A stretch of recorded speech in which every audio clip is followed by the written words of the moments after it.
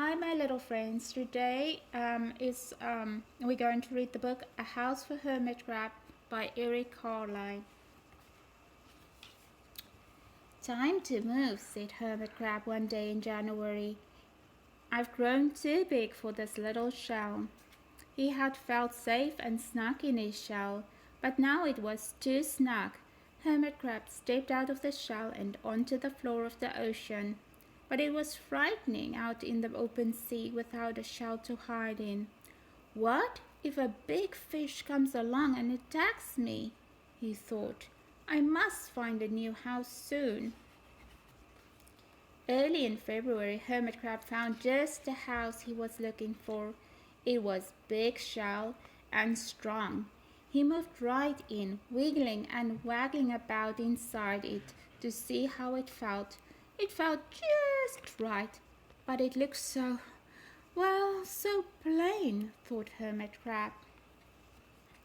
In March, Hermit Crab met some sea anemones. They swayed gently back and forth in the water. How beautiful you are, said Hermit Crab. Would one of you be willing to come and live in my house? It is so plain it needs you. I'll come, whispered a small sea anemone. Gently Hermit Crab picked it up with his claw and put it on its shell. In April, Hermit Crab passed a flock of starfish moving slowly along the sea floor. How handsome you are, said Hermit Crab. Would one of you be willing to decorate my house? I would, signaled the little sea star. Carefully, Hermit Crab picked it up with his claw and put it on his house. In May, Hermit Crab discovered some coral. They were hard and didn't move. How pretty you are, said Hermit Crab. Would one of you be willing to help make my house more beautiful? I would, creaked a crusty coral. Gingerly, Hermit Crab picked it up with his claw and placed it on his shell. In June, Hermit Crab came to a group of snails crawling over a rock on the ocean floor. They grazed as they went, picking up algae and bits of debris and leaving a neat path behind them. How tiny and hard-working you are, said Hermit Crab. Would one of you be willing to come and help clean my house? I would, offered one of the snails. Happily, Hermit Crab picked it up with his claw and placed it on his shell. In July, Hermit Crab came upon several sea urchins.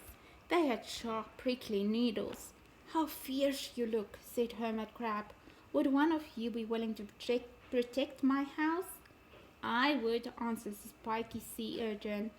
Gratefully, Hermit Crab picked it up with his claw and placed it near his shell. In August, Hermit Crab and his friends wandered into a forest of seaweed. It is so dark here, thought Hermit Crab. How dim it is, murmured the sea anemone. How gloomy it is, whispered the starfish. How murky it is, complained the coral. I can't see, said the snail. It's like night time, cried the sea urchin. In September, Hermit Crab spotted a school of lanternfish darting through the dark water. How bright you are, said Hermit Crab. Would one of you be willing to light up our house? I would, replied one lanternfish, and it swam over near the shell. In October, Hermit Crab approached a pile of smooth pebbles. How sturdy you are, said Hermit Crab. Would you mind if I rearrange you? Not at all, answered the pebbles. Hermit Crab picked them up one by one with his claw and built a wall around his shell. Now my house is perfect, cheered Hermit Crab. But in November, Hermit Crab felt that his shell seemed a bit too small. Little by little, over the year, Hermit Crab had grown. Soon he would have to find another bigger home. But he had come to love his friends, the sea anemone, the starfish, the coral, the sea urchin, the snail, the lanternfish, and even the smooth pebbles. They have been so good to me, thought Hermit Crab. They are like a family. How can I ever leave them? In December, a smaller hermit crab passed by. I have outgrown my shell, she said. Would you know of a place for me? I have outgrown my house too, answered Hermit Crab. I must move on. You are welcome to live here, but you must promise to be good to my friends. I promise, said the little crab. The following January, Hermit Crab stepped out and the little crab moved in. Couldn't stay in that little shell forever, said Hermit Crab as he waved goodbye. The ocean floor looked wider than he had remembered, but Hermit Crab wasn't afraid. Soon he spied the perfect house, a big empty shell. It looked, well, a little plain, but sponges, he thought, barnacles, clownfish, sand dollars, electric eels. Oh, there are so many possibilities. I can't wait to get started.